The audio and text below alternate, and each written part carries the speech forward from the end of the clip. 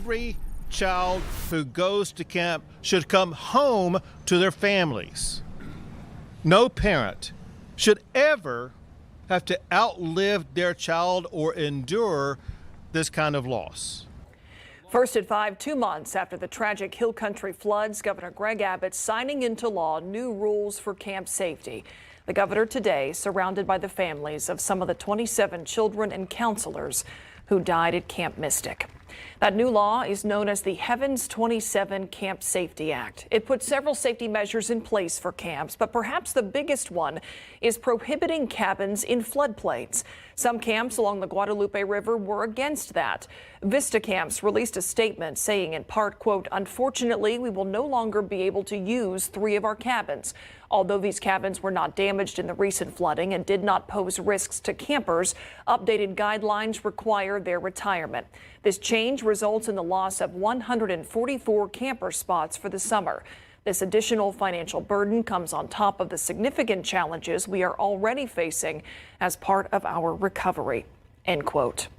Now, those against the new safety rules worry they could cause camps to suffer financially, which could in turn hurt the local economy. Our Courtney Friedman went to the Hill Country to see what locals think about it. This is my cabin, cabin 5.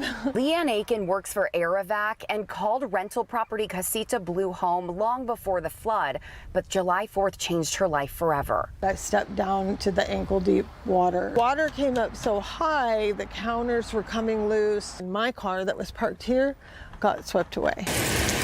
So if we had been a moment later in this water, the story for all of us would have been a lot different. You may not be here. We wouldn't have been here.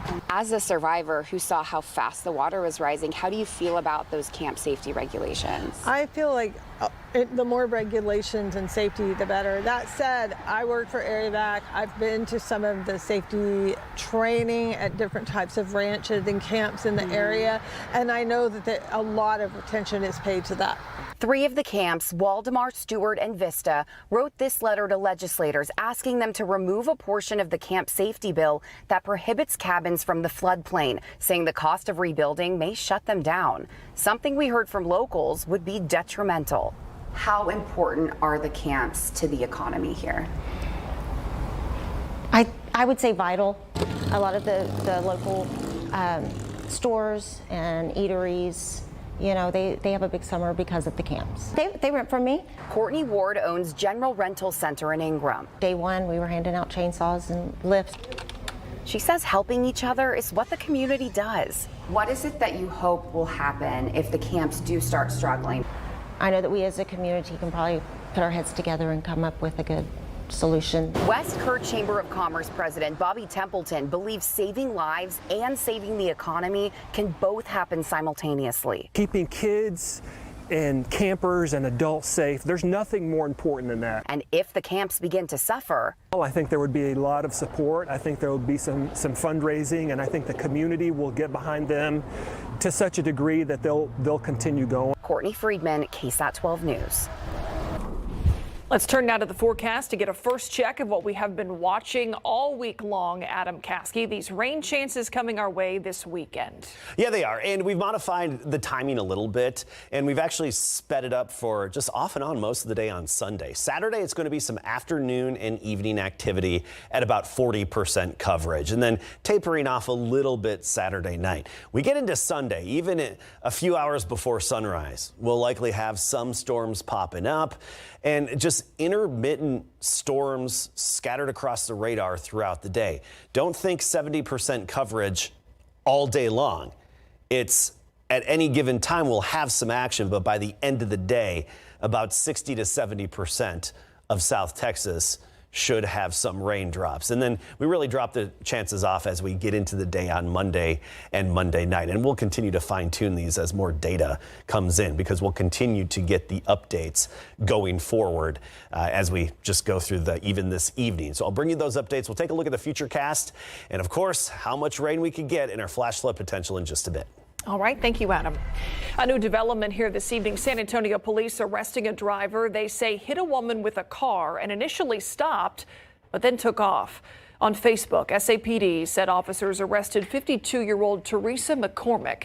According to the department's post, McCormick was seen hitting 75-year-old Cynthia Anthony as she was walking through a parking lot on Babcock Road around 12:30 a.m. Sunday.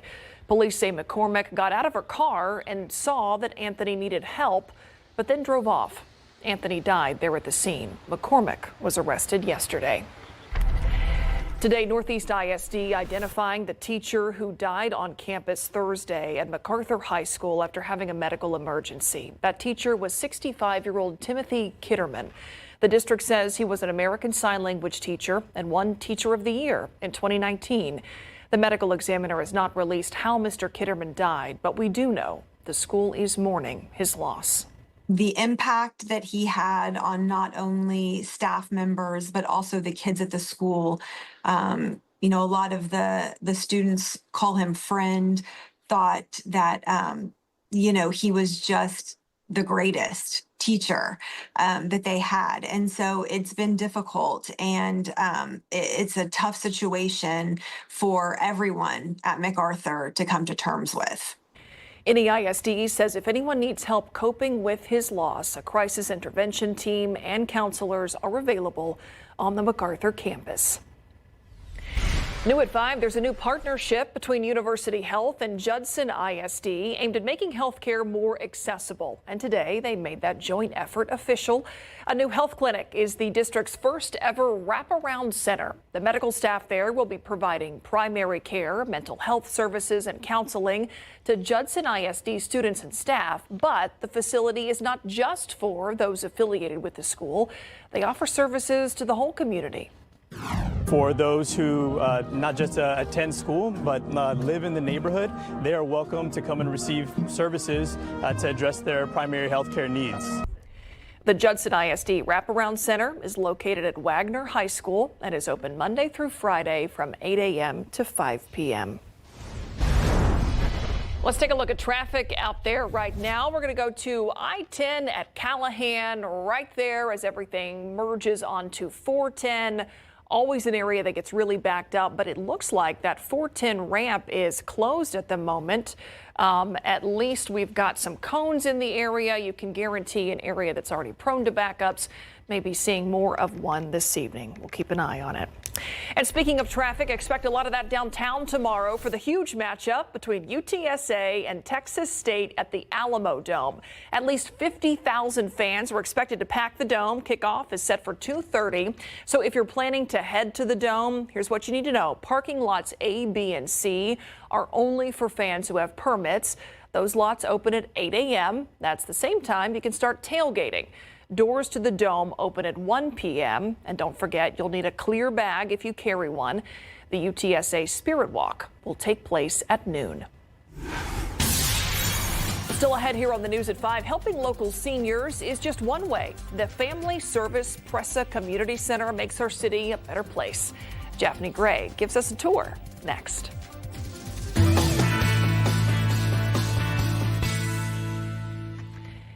This week on Pickup Lines, KSAT's Ernie Zuniga sitting down with Army veteran Earl Fontenot of the Wounded Warrior Project. Fontenot grew up in Colorado and comes from a family of military service.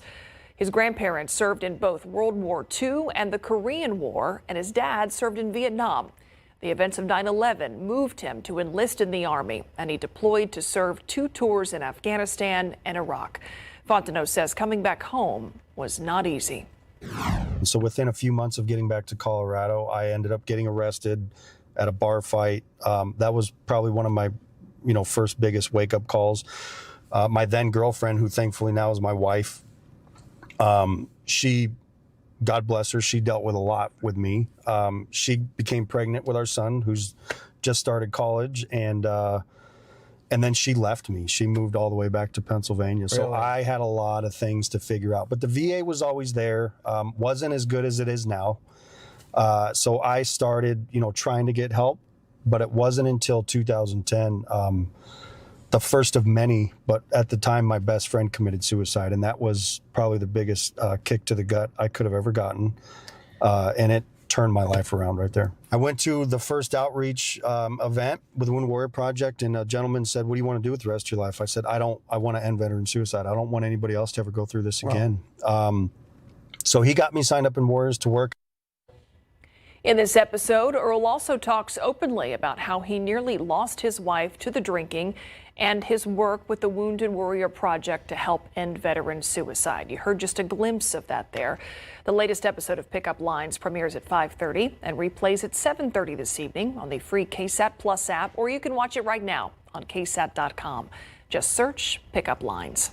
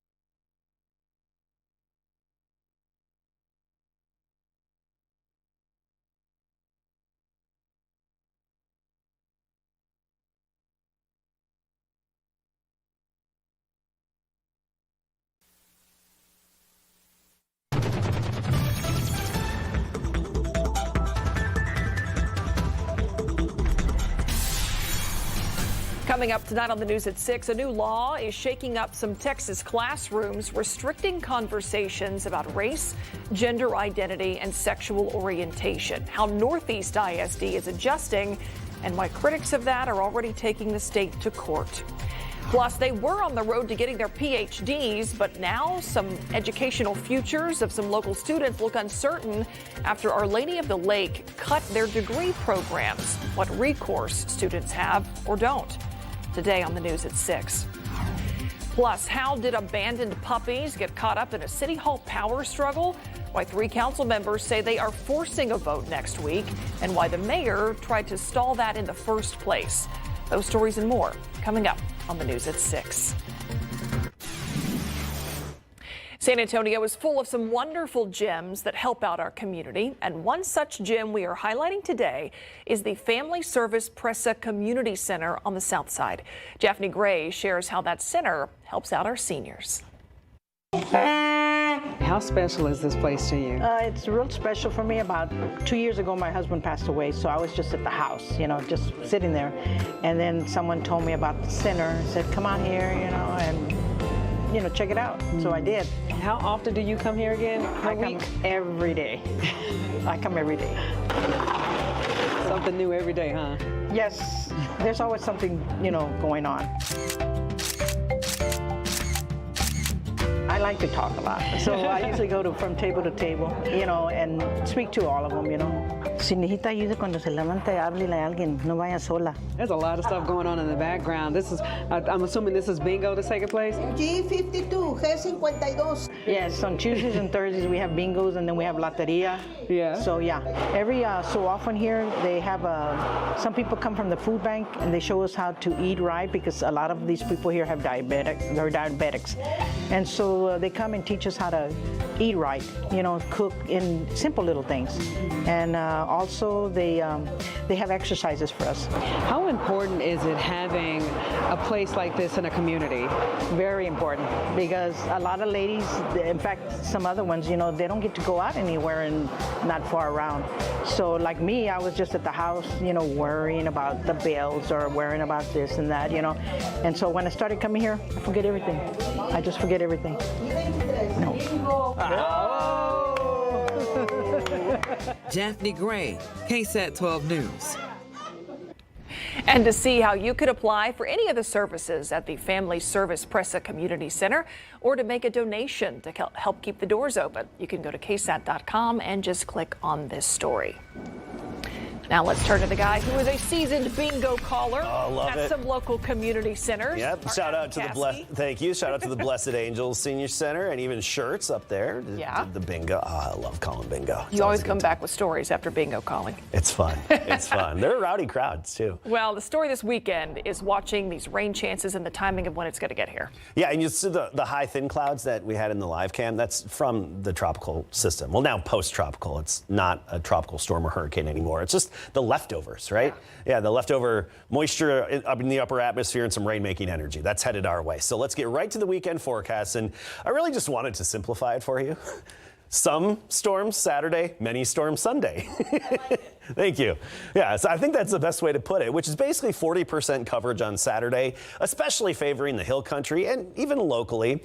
And then Sunday, basically many storms throughout the day at any time from before sunrise all the way through sunset and beyond. But I don't expect 70% coverage at one time. I just think a good chunk of us should get in on at least some rain. So that's what we're talking about Saturday, Sunday. Saturday, the odds really favor the hill country. As for amounts, now a random bullseye of 5 inches or more, we still think that's a possibility. We see that with these kind of downpours, and especially because we could have 2 downpours or multiple downpours over the same spot. Primary impact and concern would be travel. Flash flooding, water rising on the roadways, low water crossings, issues like that we're so prone to around here. It doesn't even take a 5-inch bullseye to cause flash flooding around here. We know that. Here's the remnant energy, clouds, and even some rain over the mountains of Mexico. Now, we get the upper level moisture because the low level and regular rain, that gets squeezed out over the mountains of Mexico. But the higher clouds and moisture move over Texas and our neck of the woods and then turn into new showers and wring out the clouds. And that's what we're going to see. Latest futurecast here. I want to jump to tomorrow afternoon, probably 2, 3 o'clock. We'll start to see some activity popping up on the radar screen. And as usual, don't pay too close attention to the exact placement of the storms. They could be anywhere on the map during this time. But notice how it's mostly in the afternoon and early evening. By sunset, the activity really tapers off. And then we get into Sunday, pre-dawn hours, some scattered activity already starting to develop. And then off and on through the day, some heavy downpours here and there popping up anywhere on the map. It's the rain lottery. It's equal opportunity, especially on Sunday. Sunday's really the equal opportunity. Saturday, I think it mostly favors the hill country in terms of accumulations. We need the rain, though, too. 20% of Texas in drought. A lot of that is West Texas and right here in our backyard where we have the extreme and exceptional drought. 96 our high today, and it's a weatherversary. Record 111 set back in 2000. That is the hottest temperature on record in San Antonio. 96 measured officially, at the airport. 96 is where we are right now. 76 in the morning, 93 tomorrow afternoon. And notice we'll be in the lower 90s and even some upper 80s tomorrow. Then temperatures drop into the 80s all around, I think, on Sunday. And then we dry out next week, Myra. All right. Thank you, Adam. Okay, it is Friday. That means we got Friday Night Lights to talk about. And Larry Ramirez joins us live from Heroes Stadium. Game of the week. It sounds like it's a pretty big one. Piper versus Johnson, Larry. Yeah, this is quickly going to turn into a neighborhood rivalry as the schools are separated by 6-7 miles. I mean, they are right in each other's backyard, right? Coming up, Piper won the inaugural meeting between these two last year, so Johnson wants to really win it this time around. And in the NFL, the Dallas Cowboys almost upset the defending Super Bowl champs. We got it coming up.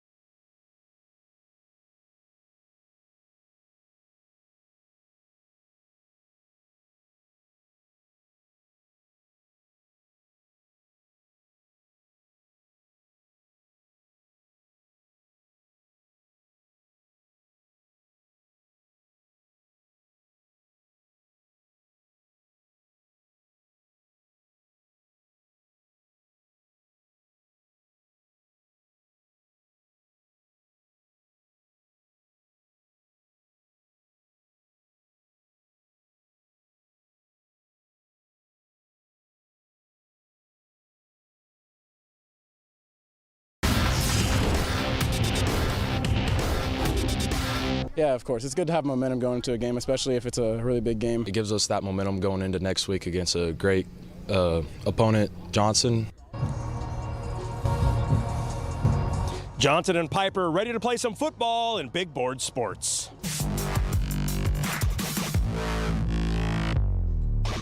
Good evening, everybody, and welcome live to Heroes Stadium for our Game of the Week featuring the Johnson Jaguars and the Piper Warriors. Another top 10 battle in 12's top 12, and both teams come into this game undefeated. So the Johnson Jaguars are ranked number 4 in our 6A rankings, and last week they kicked off the season with a dominating 45-7 win at the Judson Rockets, led by head coach T.P. Miller. The Jags are one of the top teams in the state. Tonight they are taking on the Piper Warriors, a school that's on the other side of 281 and some 6-7 miles away. It's good, having the community. Piper has a strong community, Johnson has a strong community, and us both communities, being that we're right across the street from each other, getting together, and all the families know each other. So it's a little small rivalry, but overall, the important is getting better versus one another, and they should have Coach Rogers and his team having a successful year this year and coming off of a great year last year, and same thing for us. So really getting better this week too, and kind of sets us forward for the entire year. Piper opened the season by beating the Bernie Greyhounds 35-28. Coach Rogers said his team learned some valuable lessons last week, that it's a new season, a new game, teams are different, and every challenge is new. And tonight, he knows the Jags will be tough to tame. The most athletic team on the schedule. A lot of speed on the offensive side, defensive side. They're big. You said it. They have a lot of dudes. So we're going to have to bring our A game, and I think we can. And we just got to go execute. Our game of the week between Piper and Johnson will kick tonight at 7:30. It's one of 13 games we have on the schedule. Catch the highlights tonight on the Night Beat. And the BGC road trip tonight will take us to Castroville and Medina Valley High School. That's our first stop. Then to Hondo with our last stop in Sabinal. Mary Rominger will have more on the road trip coming up tonight at 6. And turning to the NFL, the Dallas Cowboys went toe-to-toe with the defending Super Bowl champs in Philly last night, but at the end, they just came up short. We're all about winning, and we didn't win tonight, and so therefore it's not good enough. First of all, the Eagles were just good enough to beat the boys 24-20. Eagles defensive tackle Jalen Carter was kicked out of the game 6 seconds into it for spitting on Dak Prescott during an injury delay. There was a lightning delay in the third quarter. It was certainly a wild NFL opener for sure. And hey, remember, tomorrow is UTSA football hosting Texas State at 2:30. That's it from Hero Stadium. Back to you in the studio. All right, Larry, thank you so much. We'll be right back.